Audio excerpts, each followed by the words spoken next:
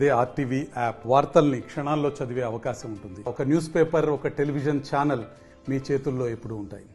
కాసులకు కక్కుర్తిపడ్డ medical agency నిర్వాహకులు ఎంతకైనా తెగిస్తారో అనడానికి నిదర్శనము అసలు మందులకు బదులుగా నకిలీ మందులు. రామ్ ఫార్మాకు సంబంధించినటువంటి కంపెనీ హైదరాబాద్ కేంద్రంగా బీహార్ నుంచి తెప్పించినటువంటి మందులు సన్ఫార్మా కంపెనీని తలపించే విధంగా అమ్ముతున్నారు. ఇది మార్కెట్లోకి వచ్చాయి. సన్ఫార్మా కంపెనీకి సంబంధించి గతంలోనే వారు ఫిర్యాదు చేయడం జరిగింది. మెడికల్ మాఫియా కొనసాగుతుంది, దాని మీద చర్యలు తీసుకోవాలి, దుర్వినియోగం అవుతుంది, నకిలీ మందులు అమ్ముతున్నారు, విక్రయిస్తున్నారు అని చెప్పి ఫిర్యాదు చేయడంతో గత 3 మాసాల నుంచి కూడా విచారణ జరుగుతుంది. ప్రస్తుతం ఒక వ్యక్తిని వేణు మెడికల్ ఏజెన్సీకి సంబంధించినటువంటి వ్యక్తి ఎవరైతే ఉన్నారో వేణుగోపాల్ని రిమాండ్ చేయడం జరిగింది. 14 రోజుల రిమాండ్కి తరలించడం జరిగింది. గతంలో ఆర్టీవీ సైతం ప్రత్యేక కథనాలు ప్రసారం చేసింది. కరీంనగర్ జిల్లా కేంద్రంగా ప్రతిరోజు లక్షలాది రూపాయల మందులు విక్రయిస్తున్నారు. ఏది అసలు మందు ఏది నకిలీ మందు తెలియక రోగులు కొట్టుమిట్టాడుతున్నారు. ఎందుకంటే తమ ఎన్ని మందులు వాడినా తమ జబ్బు నయం కాలేదు అని చెప్పేసి వాపోతున్నటువంటి పరిస్థితి. ఈ క్రమంలో మనము అంతా కూడా ఇబ్బందికరమైనటువంటి పరిస్థితి ఎదుర్కొంటున్నట్టుగా గమనించవచ్చు. ప్రస్తుతం ఇదంతా కూడా డాక్టర్ స్టేట్.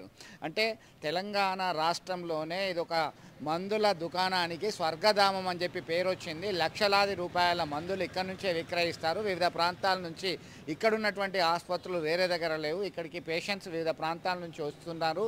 ఇది ఒక వరము.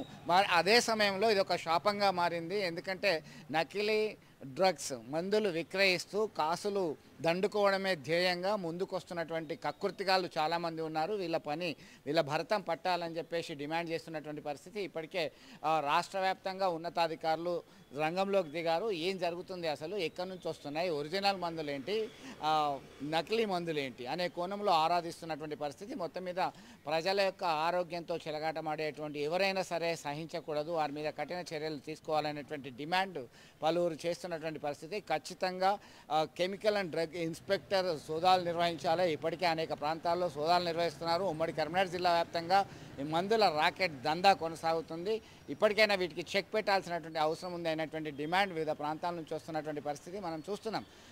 ఒక పిల్ ఉంటుంది, పక్షవాత బాధితులకు ఇచ్చేటువంటి ఆ పిల్లు, దాని పేరు బదులు వేరే పేరుతో ఉన్నటువంటి దాన్ని నకిలీగా విక్రయిస్తున్నటువంటి పరిస్థితి. అంటే నీ జబ్బు నయం కాకపోవడంతో పాటు అదనంగా అడిషనల్ ఎఫెక్ట్, అంటే చాలా సైడ్ ఎఫెక్ట్ ఉంటున్నాయి. సైడ్ ఎఫెక్ట్ వల్ల కూడా అనారోగ్యం పారిన పూర్తిగా పడేటువంటి అవకాశం ఉంది. ఖచ్చితంగా ఇలాంటి వాటికి చెక్ పెట్టాల్సినటువంటి అవసరం ఉందని చెప్పి స్థానికులు డిమాండ్ చేస్తున్నటువంటి పరిస్థితి. ఇకనైనా ఈ టెండెన్సీని చెక్ పెట్టాలి, ఖచ్చితంగా సోదాలు నిర్వహించాలి.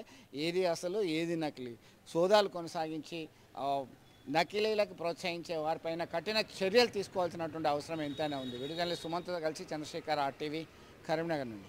మరిన్ని వీడియోస్ కోసం ఛానల్ ని సబ్స్క్రైబ్ చేయండి. లేటెస్ట్ అప్డేట్స్ కోసం వాట్సాప్ ఛానల్ ని ఫాలో చేయండి. అండ్ లింక్ డిస్క్రిప్షన్ లో ఉంది.